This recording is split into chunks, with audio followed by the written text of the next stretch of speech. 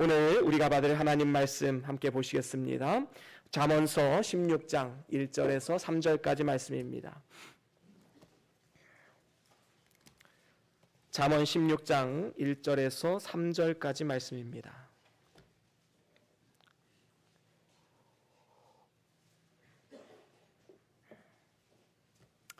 우리 다 같이 한 목소리로 함께 합독하시겠습니다. 시작.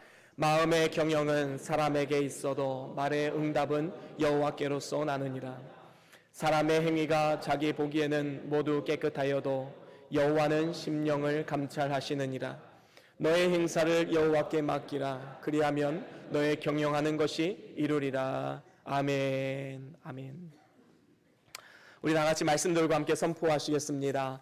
주의 말씀은 내 발의 등이요 내 길의 빛이 되십니다. 주여 말씀하옵소서. 주의 종이 듣겠나이다. 아멘. 아멘.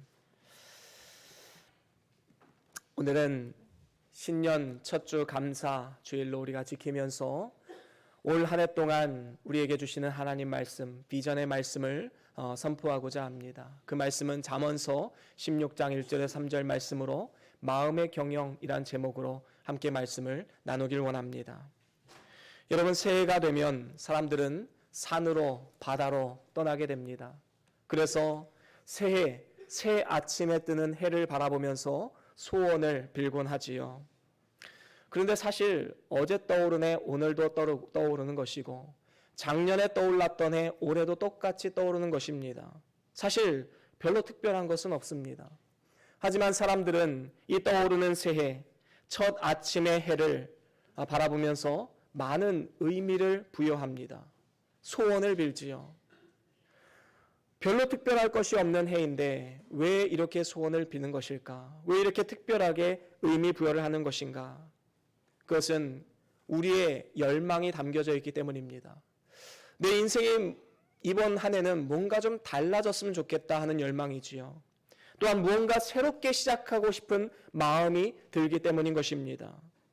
이런 마음의 열망이 있기 때문에 우리는 많은 사람들이 새해 아침 해를 바라보면서 소원을 빌려면서 한 해를 시작하기도 합니다. 2020년 여러분들의 소원은 무엇입니까? 다시 말하면 여러분들의 계획은 무엇입니까?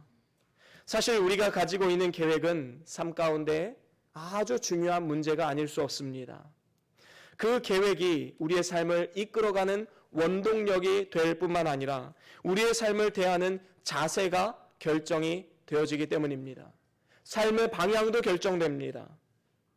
뿐만 아니라 우리가 심겨진 공동체의 성공과 실패를 좌우하기도 합니다. 한 사람의 좋은 계획으로 인해서 그 가정과 교회와 또 일터를 축복된 길로 이끌지만 한 사람의 나쁜 계획은 그 가정과 교회와 일터를 파멸로 이끌기도 합니다. 우리가 요즘에 뉴스를 보면 심심치 않게 나오는 이야기들이 있지요. 한 가장의 잘못된 선택으로 한 가정이 파멸의 길로 걸어가고 한 기업의 수장이 잘못된 계획을 함을 통하여서 한 기업이 무너져가는 이러한 모습들을 우리는 자주 보게 됩니다. 그렇기 때문에 무언가를 시행하고 계획하고 하는 것은 절대로 쉬운 일이 아닙니다. 그래서 저에게 가장 힘든 것이 무엇이냐라고 물으신다면 저는 계획하는 것이다라고 말할 수 있을 것 같습니다. 왜냐하면 저 한 사람의 계획으로 인하여서 가정의 성패가 결정이 되고 교회의 방향이 결정되게 됩니다.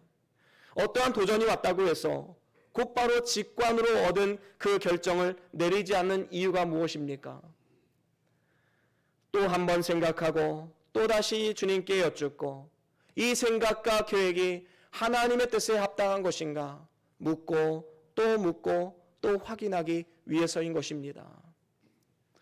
그렇다면 오늘 새해 첫 주 우리가 생각해 보아야 할 문제가 바로 여기에 있습니다. 어떻게 하면 우리의 모든 계획과 또 우리의 모든 노력을 통하여서 먼저는 하나님께 영광이 되고 또 우리 주변 사람들을 축복하는 아름다운 삶을 살아갈 수 있을까요? 오늘 성경 말씀을 통해서 하나님은 우리에게 이렇게 말씀하십니다. 우리가 진정으로 하나님께 영광이 되고 많은 사람들을 축복하기 위해서는 하나님의 뜻을 따라 마음을 경영하라라는 것입니다. 이것이 올 한 해 주시는 하나님의 말씀입니다. 우리 옆에도 말씀과 함께 오늘 말씀의 이 핵심 포인트를 적어 놓았습니다. 아주 멋진 글씨체로 되어 있죠. 하나님의 뜻을 따라 마음을 경영하라. 이것을 마음속에 새기십시오. 그리고 올 한 해 동안에 이것이 우리의 마음을 주장하여서 하나님의 기뻐하시는 선택을 하고 또 많은 사람들을 축복하는 그러한 삶을 살아갈 수 있기를 주의 이름으로 간절히 축원합니다. 오늘 본문 말씀이 바로 이 말씀을 우리에게 뒷받침하며 증거하고 있습니다. 본문 1절에 보면 마음의 경영이라는 단어가 나옵니다. 여기서 경영이라는 단어를 원문으로 제가 보니까 계획이란 단어와 더 가깝더라고요. 그래서 새번역 성경은 본문 1절을 이렇게 번역을 해놓았습니다. 우리 같이 한번 읽어볼까요? 새번역 성경으로 어떻게 번역이 되었는지 함께 읽습니다. 시작. 그렇습니다. 사람들이 무슨 일이든지 자신들의 계획과 노력으로 무언가를 성취하려고 하지만 세상 만사가 인간의 뜻과 계획대로 되는 것은 아님을 보게 됩니다. 왜냐하면 배후에서 우리의 생사화복을 주관하시고 우리의 삶을 이끌어 가시는 만능의 여호와 하나님이 함께하고 계시기 때문인 것이지요. 그렇기 때문에 우리는 더욱더 하나님의 뜻을 알아서 무엇이 하나님의 뜻에 합당한 것인가 기도함을 통하여서 우리는 모든 결정과 노력을 해야 되는 것입니다.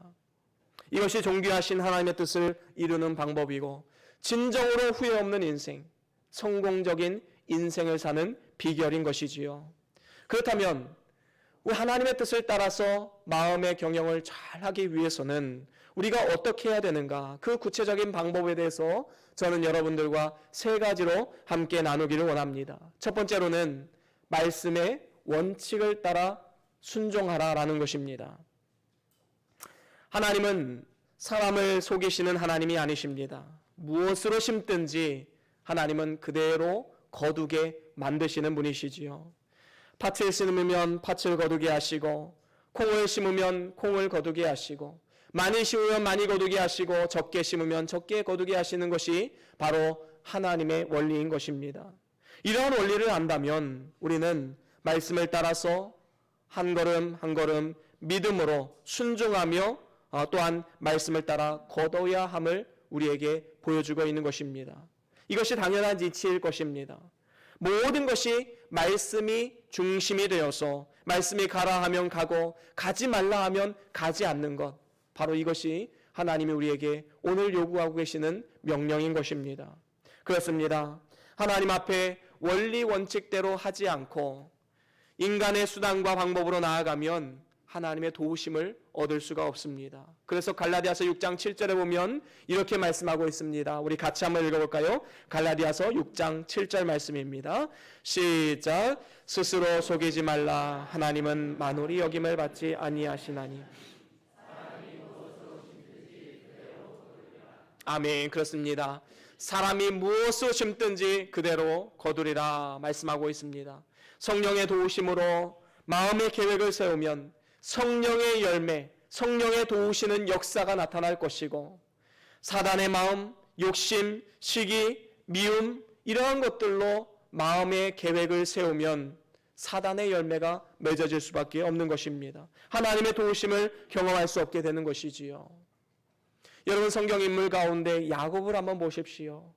야곱은 이미 장자의 명분을 하나님께서 예정해 놓으셨습니다. 그런데 그는 기다리지 못했지요. 마음에 조급함이 있었습니다. 그래서 형 에서를 속이고 아버지 이삭을 속입니다. 그래서 결국에는 장자의 명분을 받아냈지요. 하지만 그것이 그 과정이 하나님의 뜻에 합당하지 않았습니다. 이로 인해서 그는 20년 동안 외삼촌 라반의 집에 가서 엄청난 고난을 겪어야만 했었지요. 자신도 속임수에 빠지게 되었음을 우리는 분명히 알아야 됩니다. 심은 대로 거두게 하시는 하나님의 뜻을 우리는 분명히 알아야 되는 것이지요. 그렇습니다. 우리는 현실을 바라보지 말고 하나님의 약속의 말씀을 붙잡아야 됩니다.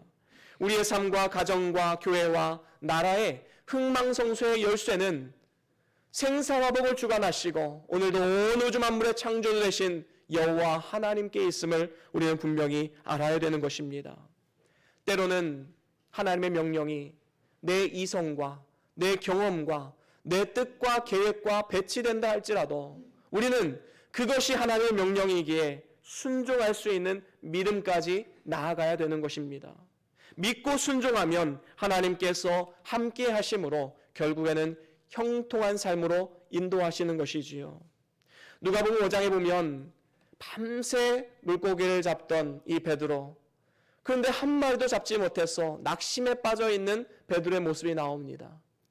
그때 예수님께서 다가가시지요. 그러면서 이렇게 말씀합니다. 누가복음 5장 4절, 5절 우리 같이 한번 읽어보겠습니다. 4절 먼저 읽겠습니다. 4절 시작. 말씀을 마치시고 시몬에게 이르시되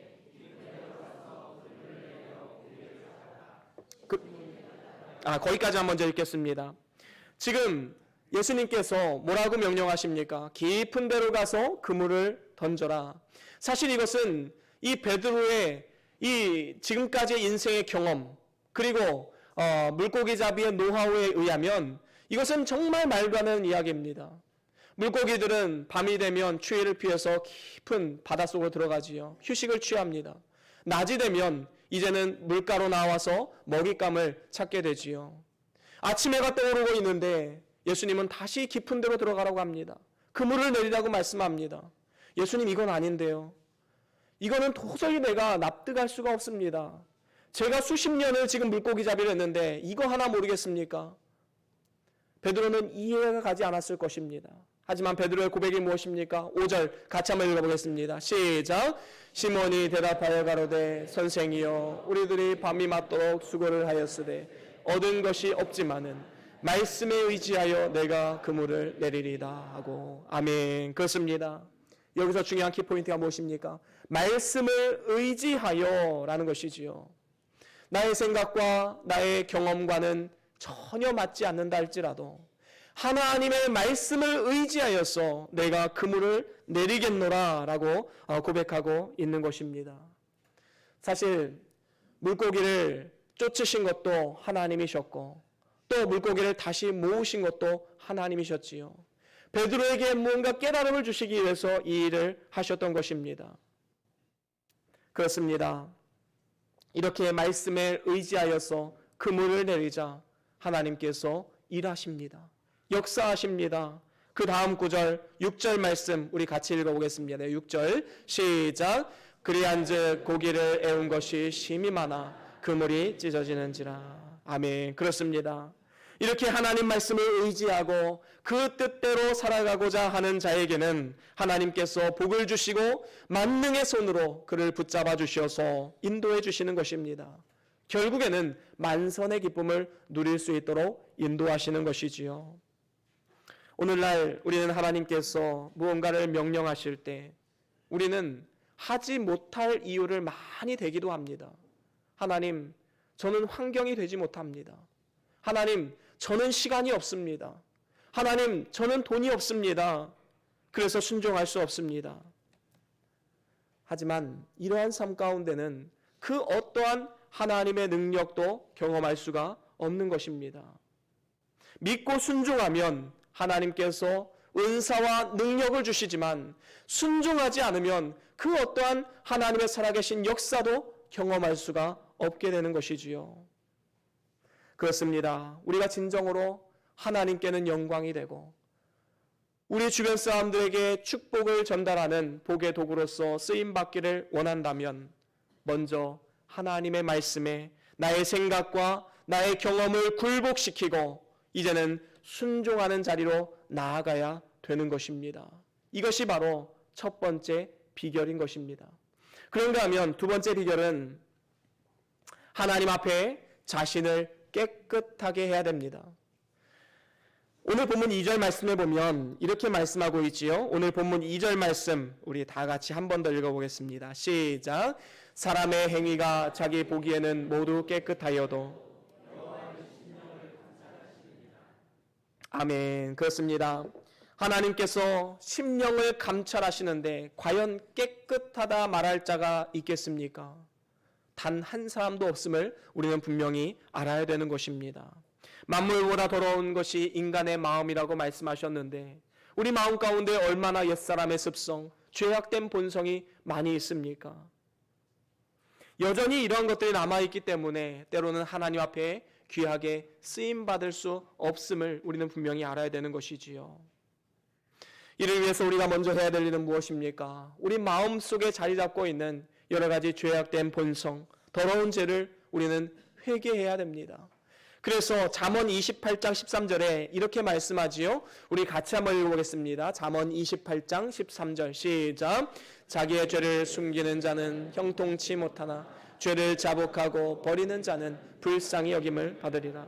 아멘. 그렇습니다.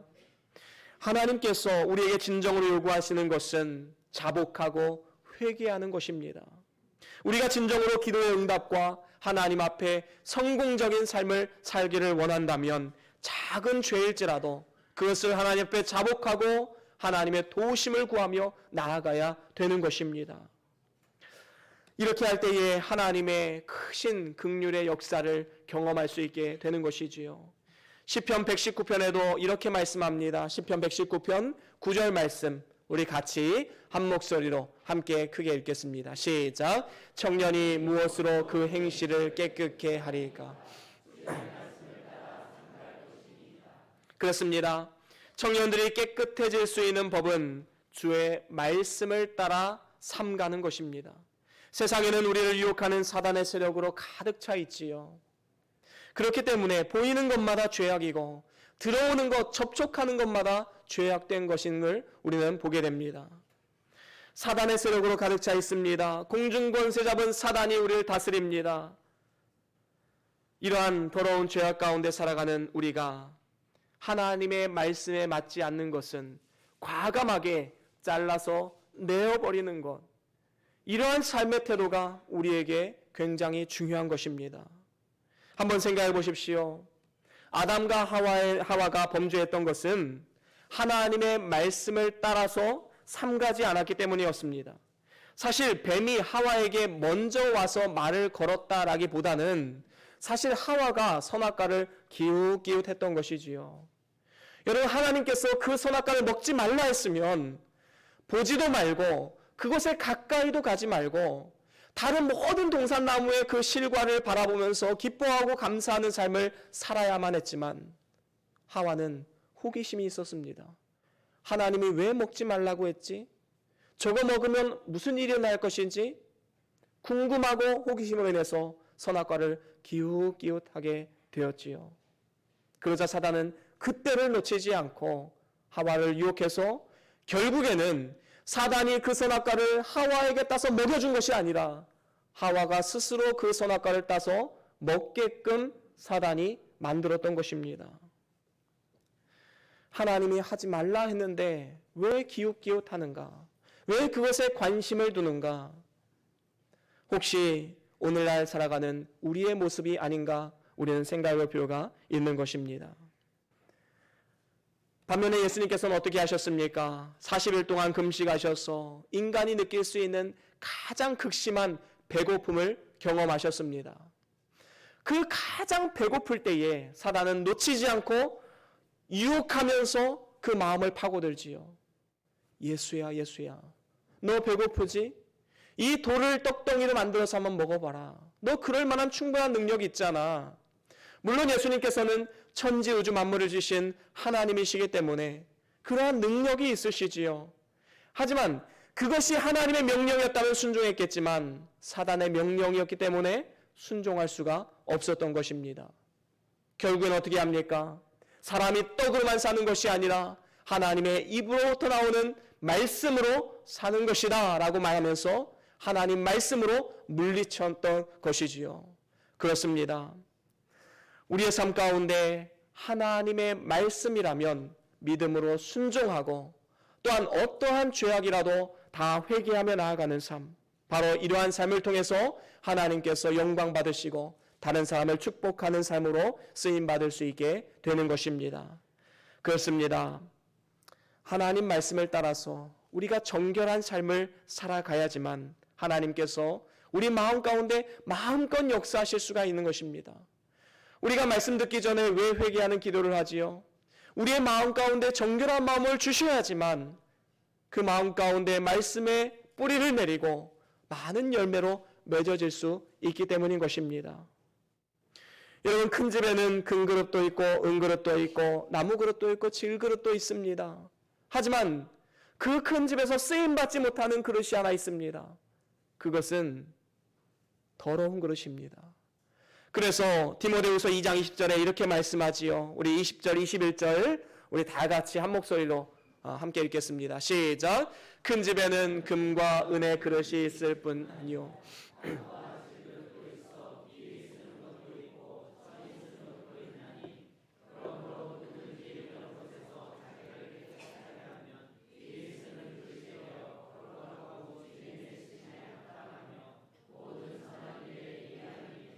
아멘. 그렇습니다.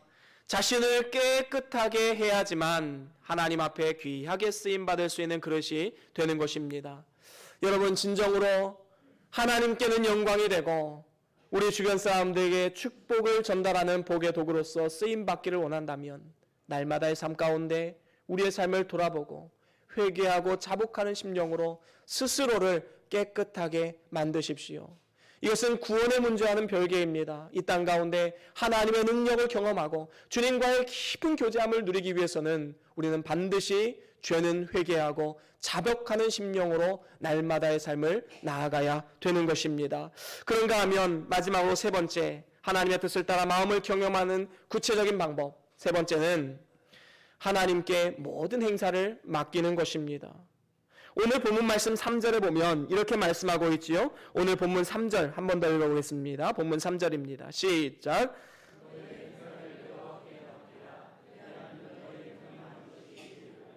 그렇습니다. 우리의 모든 경영하는 일들을 내가 붙잡으려 해서는 안 되는 것입니다. 하나님께 맡겨야 되는 것이지요. 일이 실패하고 어그러지는 원인이 무엇입니까? 그걸 내가 붙잡고 내가 마치 주체인 양 내가 모든 것을 다 하고 내가 모든 것을 책임지려고 하기 때문에 일이 어그러지고 실패하게 되는 것입니다. 여러분, 오늘 말씀의 이 맡기라라는 단어는 원어의 뜻을 보면 돌을 굴려버려라 라는 뜻을 가지고 있습니다. 여러분, 왜 그 돌을 끙끙 앓면서 내가 그 돌을 굴리려고 노력하십니까? 내가 그 돌을 책임지려고 노력하십니까? 하나님께 굴려버리고 내어 맡기십시오. 그러면 하나님께서 반드시 일하신다 약속하고 계신 것입니다. 정말로 우리가 하나님 앞에 모든 것을 맡기는 삶, 이것이 바로 하나님이 오늘 우리에게 요구하는 삶의 자세인 것이지요. 그래서 베드로전서 5장 7절에도 보면 이렇게 말씀합니다. 우리 같이 한번 읽어볼까요? 베드로전서 5장 7절 함께 읽습니다. 시작. 너희 염려를 다 주께 맡겨버리라. 이는 저가 너희를 권고하심이니라. 아멘. 그렇습니다. 우리는 우리의 염려를 다 주께 맡기기 위해서 무엇보다도 기도에 힘을 써야 됩니다. 이를 방편으로 해서 하나님은 우리의 삶 가운데 역사하시는 것이지요. 우리는 예정을 믿는 것이지 운명론을 믿는 것이 아닙니다. 여러분, 운명론을 믿으면 어떻게 됩니까? 나의 노력은 상관없이 그저 운명에 맡기는 것입니다. 그저 한 해의 운세에 맡기는 것이지요. 이런 사람은 아무리 노력해도 운명을 변경시킬 수 없다는 사실을 알기 때문에 운명론을 믿는 사람은 게을러지게 되고 또 뒤떨어지게 될 수밖에 없는 것입니다.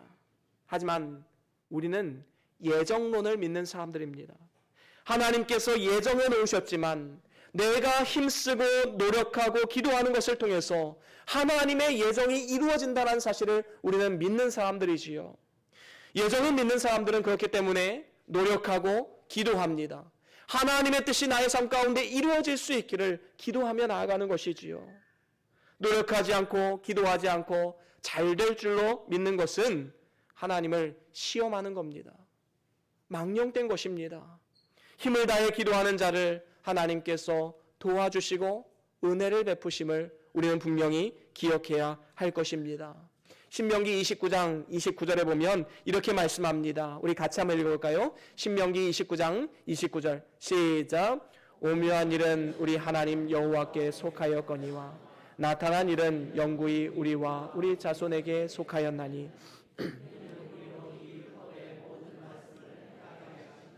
아멘. 그렇습니다. 여기서 오묘한 일이라는 것은 하나님의 예정하심이지요. 하나님은 우리의 모든 미래를 알고 계십니다. 우리의 모든 삶을 감찰하고 계십니다. 이것은 하나님께 속한 것입니다. 반면에 나타난 일, 이것은 바로 우리에게 속한 것이지요. 사람에게 속했다라는 말씀입니다. 그렇기 때문에 우리가 진정으로 예정을 믿는다면 그 하나님의 뜻이 나의 삶 가운데, 우리 가정 가운데, 우리 교회 가운데, 내가 섬기는 일터 가운데 이루어질 수 있기를 우리는 기도함으로 나아가야 되는 것입니다. 그래서 내가 계획을 잘 세우고 힘써 노력한 이후에는 결과까지도 하나님께 맡겨야 되는 것이지요. 하나님께서는 사랑하는 자 곧 그의 뜻대로 부르심을 입은 자들에게는 합력하여 선을 이루게 하신다라고 분명히 약속해 주셨습니다. 우리가 진정으로 모든 행사를 주께 맡긴다라는 것은 또 다른 의미에서는 그 결과까지도 주님께 맡긴다라는 사실을 믿음으로 고백하는 것입니다. 하나님께서는 의미 없이 우리에게 주시는 것은 단 한 가지도 없음을 알아야 됩니다. 다 합력하여서 하나님의 뜻을 이루기 위해 주심을 알기에 어떠한 상황에서도 우리는 감사할 수 있는 것입니다. 여러분, 새해에는 절대로 불평하지 마십시오. 결과까지도 하나님께 맡기고 하나님께서는 결국에는 합력하여 선을 이루게 하신다. 그 믿음을 가지고 우리는 하루하루 나아가야 할 것입니다. 그렇습니다. 어떤 일을 하나님께 맡겼다 해놓고 그 결과에 대해서 불평하고 불만하는 것은 진짜 맡긴 것이 아니지요. 여러분, 욥을 한번 생각해 보십시오.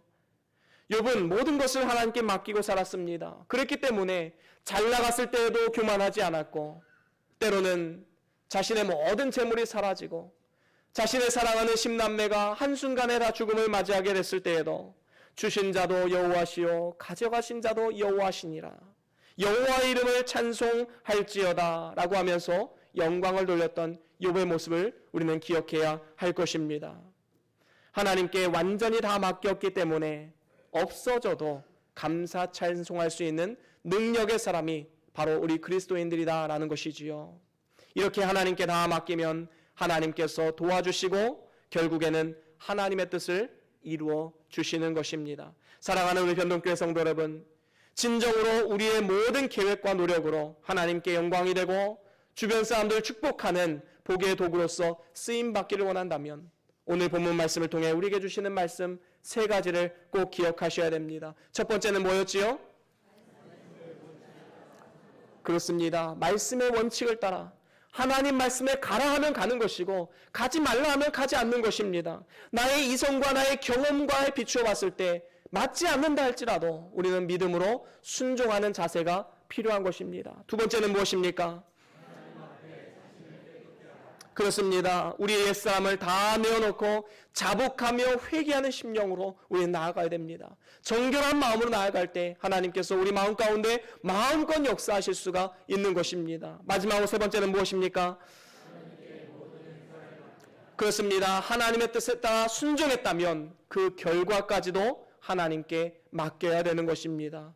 때로는 내 생각대로 내 뜻대로 되지 않는다 할지라도 합력하여 선을 이루시는 하나님의 뜻과 계획하심을 믿음으로 담대하게 나아가야 되는 것입니다. 저와 여러분들이 이 세 가지를 꼭 기억하셔서 우리가 가진 모든 계획과 노력을 통해서 하나님께서 영광을 받으시고 우리 주변 사람을 축복하고 우리 다음 세대에 하나님의 기쁨이 되는 이 복음의 말씀을 전수하는 복의 도구로서 아름답게 쓰임받는 2020년도 한 해와 또 앞으로 우리 모든 인생이 될 수 있기를 주의 이름으로 간절히 축원합니다. 우리 다같이 오늘 받은 말씀 기억하시면서 잠깐 동안 기도하시겠습니다.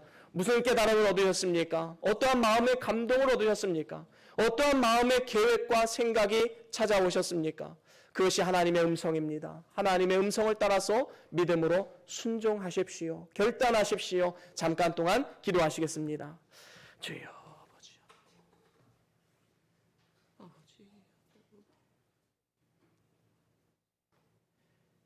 주여.